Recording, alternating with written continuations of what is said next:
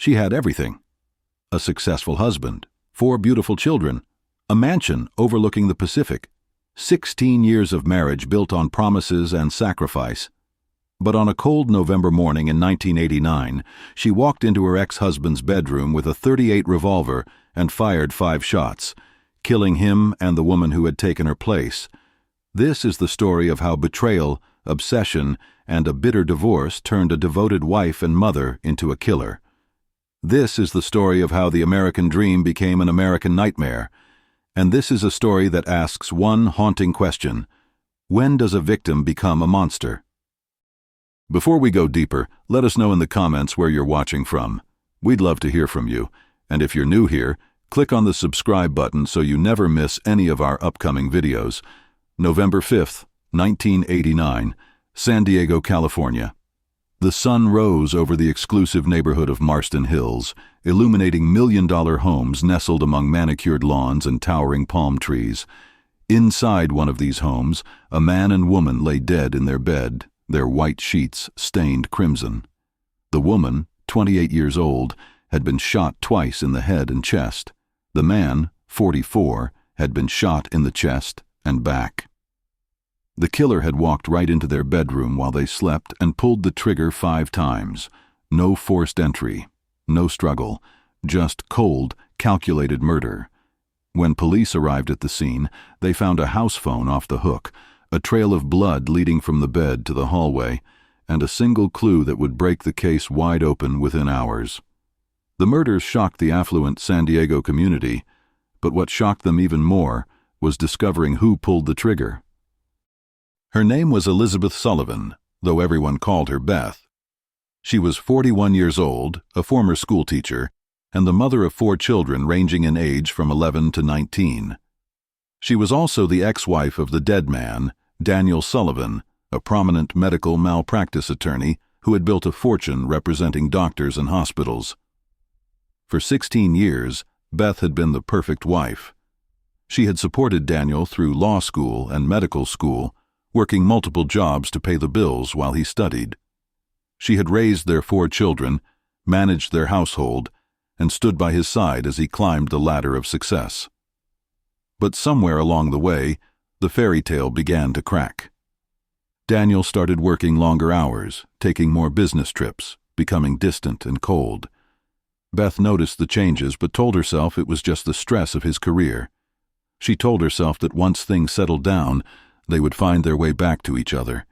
She was wrong. The affair started in 1983 when Daniel hired a 21-year-old receptionist named Linda Hayes to work at his law firm. Linda was beautiful, vivacious, and everything Beth was not at that moment in her life. While Beth was exhausted from raising 4 children and managing a household, Linda was young, carefree, and eager to please. Daniel was captivated. What started as innocent flirtation at the office quickly escalated into something more. Late-night work sessions turned into secret dinners. Business trips became romantic getaways. Daniel was falling in love with someone else and Beth had no idea. Or maybe she did. Maybe she sensed the distance growing between them, felt the cold silence that replaced their conversations, noticed the way he avoided her touch. But denial is a powerful thing, and Beth clung to the hope that her marriage could be saved. The truth came crashing down in 1985, when Beth discovered a photograph of Daniel and Linda on vacation together. The image was innocent enough, just 2 people smiling on a beach, but something about it felt wrong. Beth confronted Daniel that night, demanding to know who the woman in the photo was. Daniel denied everything at first, claiming Linda was just a colleague, that the photo was taken during a work conference. But Beth pressed harder, and eventually the dam broke. Daniel admitted to the affair. He told Beth that he had fallen in love with Linda, that he wanted a divorce, that their marriage was over. Beth was devastated. She begged him to reconsider, to go to counseling, to fight for their family. But Daniel had already made up his mind. He moved out of their home and filed for divorce, leaving Beth alone with 4 children and a shattered life. What followed was one of the most bitter and contentious divorces in San Diego history. Daniel, who had built his career on his knowledge of the legal system, used every tool at his disposal to control Beth and minimize her financial settlement. He hired the most aggressive attorneys in the city, filed restraining orders against Beth for minor infractions, and systematically worked to cut her off from the wealth they had built together. Beth fought back, but she was no match for Daniel's legal expertise. The divorce dragged on for 4 years, 4 years of court battles, financial disputes, and escalating hostility. During this time, Beth's mental state began to deteriorate. She became obsessed with Daniel and Linda, driving by their new home at all hours, leaving profanity-laced messages on their answering machine, and even breaking into their house on one occasion to smear a Boston cream pie on their bed. Daniel responded by docking money from Beth's alimony checks for each infraction, further tightening his control over her life. Beth's friends and family watched with growing concern as she spiraled deeper into rage and depression. She talked constantly about Daniel and Linda, about how they had ruined her life, about how they deserved to pay for what they had done. Some tried to get her help, suggesting therapy or medication, but Beth refused. She believed that she was the victim, that she had every right to be angry, that Daniel and Linda were the ones who needed to be held accountable. And in her mind, accountability meant revenge. The final divorce decree was signed in January 1989, officially ending Beth and Daniel's 16-year marriage. Daniel was ordered to pay Beth $16,000 per month in alimony, but by that point, the money meant nothing to Beth. She had lost her husband, her family, her identity. Everything she had worked for, everything she had sacrificed, had been taken away and given to someone else. And 6 months later, Daniel and Linda were married in a small ceremony attended by close friends and family. For Beth, the wedding was the ultimate betrayal. She had held on to a sliver of hope that Daniel would come back, that he would realize his mistake and return to his family. But the marriage to Linda proved that hope was dead. Daniel had moved on. He had built a new life without her, and Beth was expected to just accept it and disappear.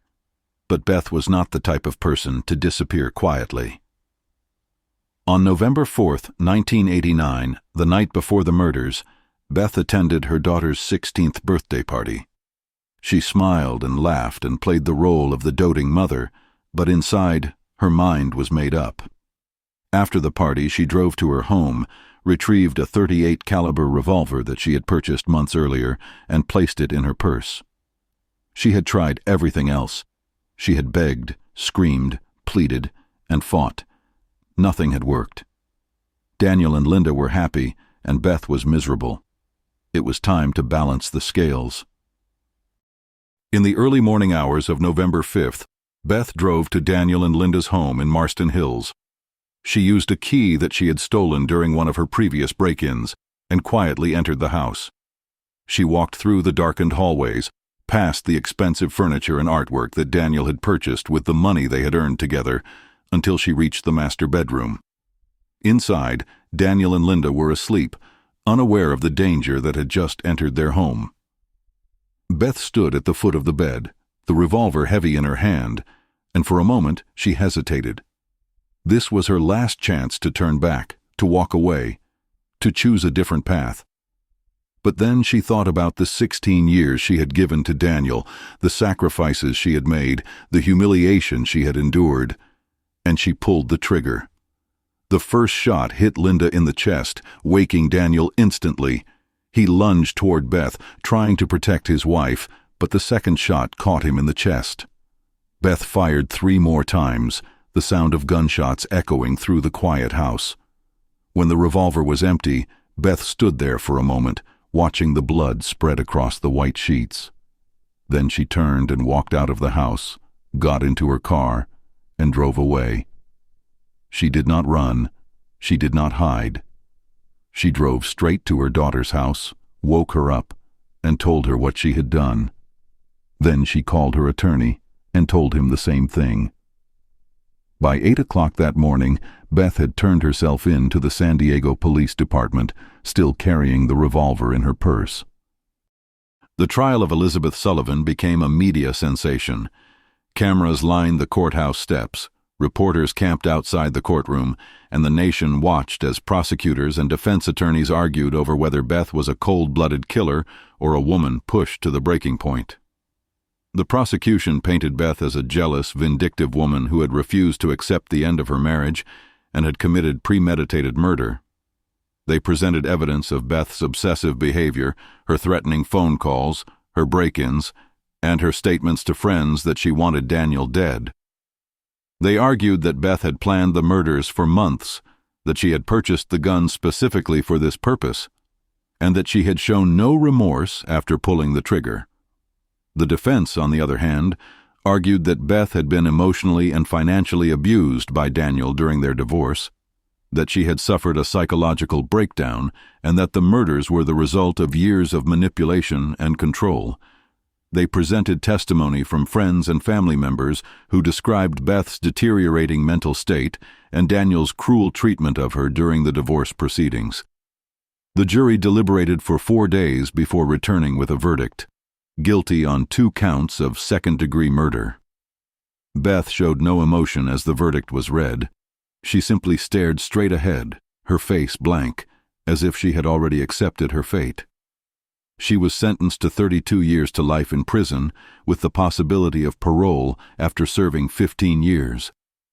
As she was led out of the courtroom in handcuffs, Beth turned to her children one last time and mouthed the words, "I love you."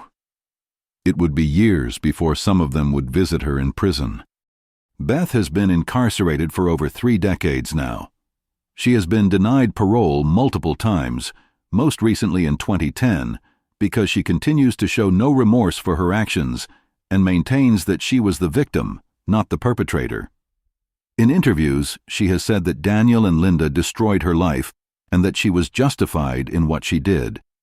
She has expressed frustration that the world sees her as a monster when, in her mind, she was simply defending herself against years of abuse and betrayal. Her children remain divided on her case. Some believe their mother deserves to be released, that she has served enough time, and that she was driven to commit the murders by their father's cruelty. Others believe she should remain in prison for the rest of her life, that nothing Daniel did justified killing 2 people. The divide has torn the family apart, leaving wounds that may never heal. So what do we take away from this story? How do we make sense of a tragedy that left 2 people dead, 4 children traumatized, and a woman spending the rest of her life behind bars? There are no easy answers. Beth was not born a killer. She was a teacher, a mother, a wife. She built a life based on love and commitment, and when that life was taken away, she snapped. Does that justify what she did? Absolutely not. Murder is never the answer, no matter how great the pain or how deep the betrayal. But it does force us to ask difficult questions about how we treat each other, especially in the most intimate relationships of our lives. What happens when love turns to hate? What happens when betrayal becomes unbearable? What happens when someone feels they have nothing left to lose? Beth's story is a cautionary tale about the dangers of obsession, the destructive power of resentment, and the importance of seeking help when we are in pain. If Beth had reached out for professional support, if she had allowed herself to grieve the end of her marriage instead of clinging to anger, if she had focused on rebuilding her life instead of destroying Daniel's, this tragedy might never have happened. But she made different choices. She allowed her pain to consume her, and in the end, it destroyed not only her own life, but the lives of everyone around her. Daniel and Linda are gone. Beth's children grew up without their mother, and Beth herself will likely die in prison, a cautionary example of what happens when we let our worst emotions control us. As you watch this story unfold, I want you to ask yourself, how would you react if you were in Beth's position? If the person you had dedicated your life to betrayed you, if the future you had built together was suddenly given to someone else, how would you handle that pain? Would you be able to walk away with grace, or would you, like Beth, be consumed by rage? It's easy to judge from the outside to say that we would never do what Beth did, but the truth is that we never know how we will react until we are in that situation. Pain is a powerful force, and when it is combined with betrayal, humiliation, and loss, It can drive even the most rational person to do irrational things. This does not excuse what Beth did, but it does remind us that we are all capable of darkness if pushed far enough. If you take anything away from this story, let it be this: relationships matter. How we treat the people we love matters. When a marriage ends, when a partnership dissolves, there is a right way and a wrong way to handle it. The right way involves compassion, honesty, and respect, even when emotions are running high. The wrong way involves cruelty, manipulation, and vindictiveness. Daniel chose the wrong way. He used his legal knowledge to punish Beth, to control her, to strip away her dignity. And while that does not justify Beth pulling the trigger, it does help us understand how a devoted wife and mother could become a killer. Pain that is left unaddressed, that is allowed to fester and grow, will eventually find an outlet.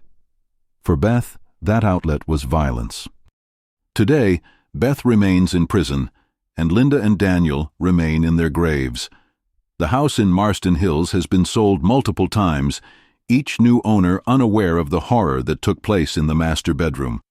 Beth's children have grown up, some have families of their own, and they carry the weight of that November morning with them every single day. Some have forgiven their mother, others never will. And somewhere in a California prison, Beth wakes up each morning and lives with the knowledge that she threw her life away for 2 minutes of rage. Was it worth it? Only she can answer that question. But I think we all know the answer, so I want to hear from you. Do you think Beth deserves to remain in prison for the rest of her life, or do you believe she has served enough time? Do you think Daniel and Linda share any responsibility for what happened, or was Beth solely to blame? How would you have handled the pain of betrayal if you were in Beth's shoes? Leave your thoughts in the comments below. I read every single one, and I want to know what you think. This is a story that forces us to confront uncomfortable truths about love, loss, and the darkness that lives inside all of us. And it's a story that reminds us that the choices we make in moments of pain can echo through our lives forever. Thank you for watching. If this story moved you, if it made you think, if it challenged you to consider how you handle pain and betrayal in your own life, please hit the like button and share this video with someone who needs to hear it. And don't forget to subscribe so you never miss our upcoming videos. Because the truth is, stories like Beth's are not as rare as we would like to believe. Every day, people are pushed to their breaking point. Every day, someone is struggling with pain they don't know how to process. And every day, someone makes a choice that will change their life forever. We can learn from Beth's tragedy. We can choose compassion over cruelty, healing over hatred, and life over death. The question is, will we?